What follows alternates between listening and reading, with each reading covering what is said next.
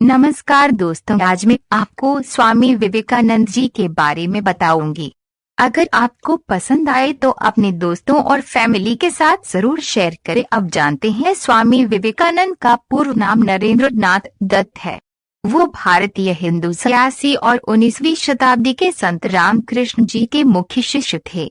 भारत का आध्यात्मिकता से परिपूर्ण दर्शन विदेशों में स्वामी विवेकानंद की वक्तृता के कारण ही पहुंचा।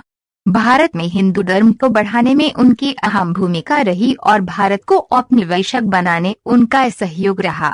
रामकृष्ण मठ और रामकृष्ण मिशन की स्थापना विवेकानंद ने की, जो आज भी भारत में सफलतापूर्वक चल रहा है। उन्होंने एक भाषण की शुरुआत मेरे अमेरिकी भाइयों और बहनों के साथ करने के लिए जाना जाता है। ये भाषण शिकागो विश्व धर्म सम्मेलन में उन्होंने ने हिंदू धर्म की पहचान कराते हुए कहा था। उनका जन्म कलकत्ता के एक बंगाली कायस्थ परिवार में हुआ था। स्वामी जी का ध्यान बचपन से ही आध्यात्मिकता की ओर था। उनके गुरुवार रामकृष्ण का उन पर सबसे ज्यादा प्रभाव पड़ा, जिनसे उन्होंने जीवन जीने का सही उद्देश्य जाना, स्वयं की आत्मा को जाना और भगवान की सही परिभाषा को जानकर उनकी सेवा की और सतत अपने दिमाग को भगवान के ध्यान में लगाए रखा। रामकृष्ण की मृत्यु के बाद विवेकानंद ने सभी भारतीय उपमहाद्वीप की यात्रा की और ब्रिटिशकालीन भारत में लोगों की परिस्थितियों को जाना और उसे समझा। बाद में उन्होंने यूनाइटेड स्टेट की यात्रा की, जहां उन्होंने 1893 में विश्व धर्म सम्मेलन में भारतीयों के हिंदू धर्म का प्रतिनिधित्व किया। विवेकानंद ने यूरोप, इंग्लैंड और यूनाइटेड स्टेट में हिंदू शास्त्र की 100 से भी अधिक सामाजिक और वैयक्तिक क्लासेस ली और भाषण भी दिए। भारत में विवेकानंद एक देशभक्त संत के नाम से जाने जाते हैं और उनका जन्मदिन राष्ट्रीय युवा दिन के रूप में मनाया जाता है। प्रारंभिक जीवन, जन्म कब हुआ और बचपन कैसा था? स्वामी विवेकानंद का पैदाइशी नाम वीरेश्वर था, मगर घर में सभी उन्हें प्यार से नरेंद्र बुलाते थे। उनका पूरा नाम नरेंद्र नाथ दत्ता नरेंद्र थे, जो 12 जनवरी 1863 को मकर संक्रांति के समय उनके पैतृक घर कलकत्ता के गौरमोहन मुखर्जी स्ट्रीट में हुआ, जो ब्रिटिशकालीन भारत की राजधानी थी। उनका परिवार एक पारंपरिक कायस्थ परिवार था। विवेकानंद के 9 भाई बहन थे। उनके पिता विश्वनाथ दत्ता कलकत्ता हाई कोर्ट के वकील थे। उनके दादा का नाम दुर्गाचरण दत्ता थे। वे संस्कृत और पारसी के महान विद्वान में सिख थे। बचपन से ही नरेंद्र अत्यंत कुशाग्र बुद्धि के और नटखट थे। अपने साथी बच्चों के साथ तो वे शरारत करते ही थे, मौका मिलने पर वे अपने अध्यापकों के साथ भी शरारत करने से नहीं चूकते थे। नरेंद्र के घर में नियमपूर्वक रोज पूजा पाठ होता था और इनके धार्मिक प्रवृत्ति की होने के कारण माता भुवनेश्वरी देवी को पुराण, रामायण, महाभारत आदि की कथा सुनने का बहुत शौक था। कथावाचक प्रायः इनके घर आते रहते थे। नियमित रूप से भजन कीर्तन भी होता रहता था।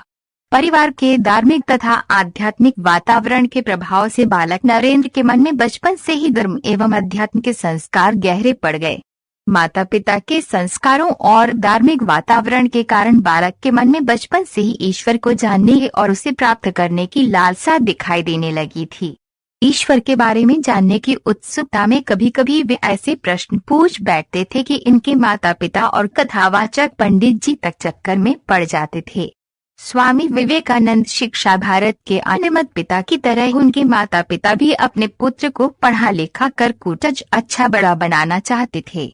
इसी कारण 1871 में 8 साल की आयु में ही स्वामी विवेकानंद को ईश्वर चंद्र विद्यासागर मेट्रोपॉलिटन इंस्टीट्यूट में दाखिल दिलवा दिया गया। 1877 में जब उनका परिवार रायपुर स्थापित हुआ, तब तक नरेंद्र ने उसी स्कूल से शिक्षा ग्रहण किए। 1879 में कलकत्ता वापस आ जाने के बाद प्रेसिडेंसी कॉलेज की एंट्रेंस परीक्षा में फर्स्ट डिवीजन लाने वाले वे पहले विद्यार्थी बने। उन्होंने विभिन्न विषयों जैसे दर्शन शास्त्र, धर्म, इतिहास, सामाजिक विज्ञान, कला और साहित्य की भी पढ़ाई की। हिंदू धर्म ग्रंथों भी बहुत जड़ पड़ते थे, जैसे वेद, उपनिषद, भगवद गीता, रामायण, महाभारत और पुराण।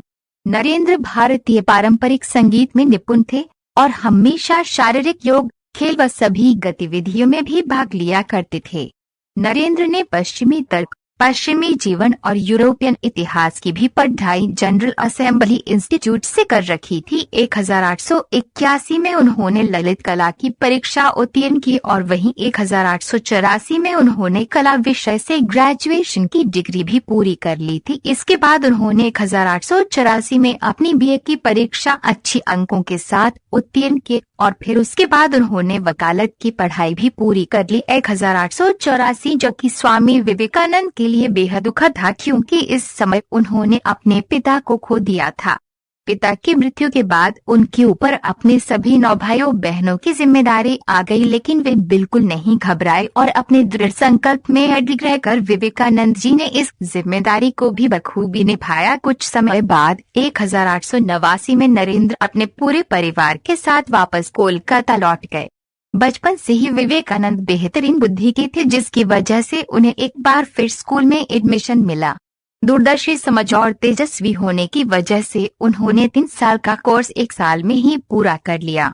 कुछ लोग नरेंद्र को श्रुतिदा, भयंकर स्मरण शक्ति वाला व्यक्ति कहकर बुलाते थे। रामकृष्ण के साथ 1881 में नरेंद्र पहली बार रामकृष्ण से मिले, जिन्होंने नरेंद्र के पिता की मृत्यु पश्चात मुख्य रूप से नरेंद्र पर आध्यात्मिक प्रकाश डाला। जब विलियम हस्ती जनरल असेंबली संस्था में विलियम वर्ड्सवर्थ की कविता पर्यटन पर भाषण दे रहे थे, तब नरेंद्र ने अपने आप को रामकृष्ण से परिचित करवाया था। जब वे कविता के एक शब्द ट्रांस का मतलब समझा रहे थे, तब उन्होंने अपने विद्यार्थियों से कहा कि वे इसका मतलब जानने के लिए दक्षिणेश्वर में स्थित रामकृष्ण से मिले। उनकी इस बात ने कई विद्यार्थियों को रामकृष्ण से मिलने प्रेरित किया, जिसमें नरेंद्र भी शामिल थे। वे व्यक्तिगत रूप से नवंबर 1881 में मिले, लेकिन नरेंद्र उसे अपनी रामकृष्ण के साथ पहली मुलाकात नहीं मानते और न ही कभी किसी ने उस मुलाकात को नरेंद्र और रामकृष्ण की पहली मुलाकात के रूप में देखा। उस समय नरेंद्र अपनी आने वाली एफए ललित कला परीक्षा की तैयारी कर रहे थे। जैसा आपको पता है कि स्वामी विवेकानंद बचपन से ही बड़ी जिज्ञासु प्रवृत्ति के थे। इसी प्रवृत्ति के कारण उन्होंने एक बार महर्षि देवेंद्रनाथ से सवाल पूछा था कि क्या आपने ईश्वर को देखा है। नरेंद्र के इस सवाल से महर्षि आश्चर्य में पड़ गए थे और उन्होंने इस जिज्ञासा को शांत करने के लिए विवेकानंद जी को रामकृष्ण परमहंस के पास जाने की सलाह दी, जिसके बाद उन्होंने उनके अपना गुरुवार मान लिया और उन्हीं की बताए गए मार्ग पर आगे बढ़ते चले गए। इस दौरान विवेकानंद जी रामकृष्ण परमहंस से इतने प्रभावित हुए कि उनके मन में अपने गुरुवार के प्रति कर्तव्य निष्ठा और श्रद्धा बढ़ती चली गई। 1885 में रामकृष्ण परमहंस कैंसर से पीड़ित हो गए, जिसके बाद विवेकानंद जी ने अपने गुरुवार की काफी सेवा भी की। इस तरह गुरुवार और शिष्य के बीच का रिश्ता मजबूत होता चला गया। नरेंद्र और उनके अन्य साथियों ने रामकृष्ण के अंतिम दिनों में उनकी असीम सेवा की और साथ ही नरेंद्र की आध्यात्मिक शिक्षा भी शुरू थी। कोशसेपुरे में नरेंद्र ने निर्विकल्प समाधि का अनुभव लिया।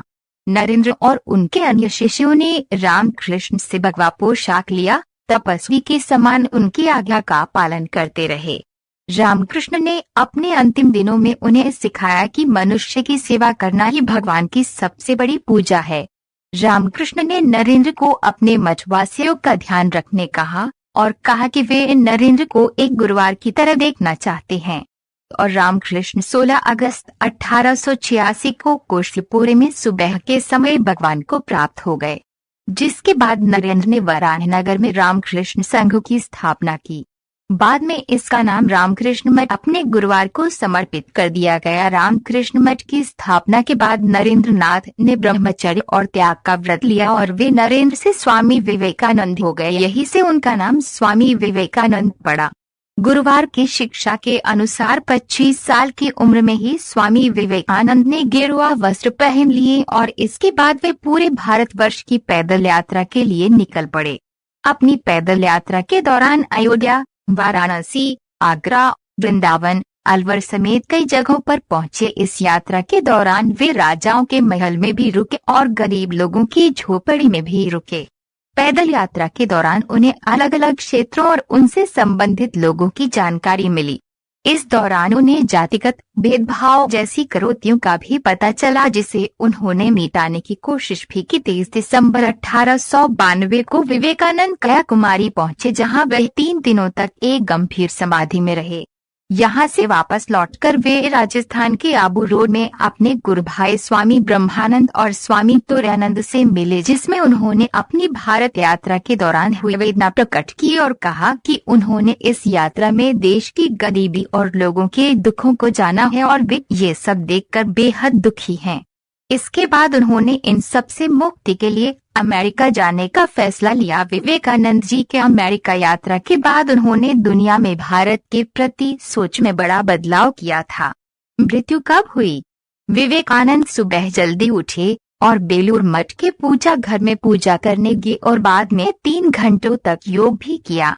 उन्होंने छात्रों को शुक्ल यजुर्वेद, संस्कृत और योग साधना के विषय में पढ़ाया। बाद में अपने सहशिष्यों के साथ चर्चा की और रामकृष्ण मठ में वैदिक महाविद्यालय बनाने पर विचार विमर्श किए। शाम 7 बजे विवेकानंद अपने कमरे में गए और अपने शिष्य को शांति भंग करने के लिए मना किया और फिर रात्रि के 9 बजे योगा करते समय उनकी मृत्यु हो गई। 4 जुलाई 1902 को उनकी मृत्यु हो गई। उनके शिष्यों के अनुसार उनकी मृत्यु का कारण उनके दिमाग में रक्तवाहिनी में दरार आने के कारण उन्हें महासमाधि प्राप्त होना है। उनके शिष्यों के अनुसार उनकी महासमाधि का कारण ब्रह्मरंध्रा योगा का एक प्रकार था। उन्होंने अपनी भविष्यवाणी को सही साबित किया कि वे 40 साल से ज्यादा नहीं जिएंगे। बेलूर की गंगा नदी में उनके शव को चंदन की लकड़ियों से अग्नि दी गई। धन्यवाद।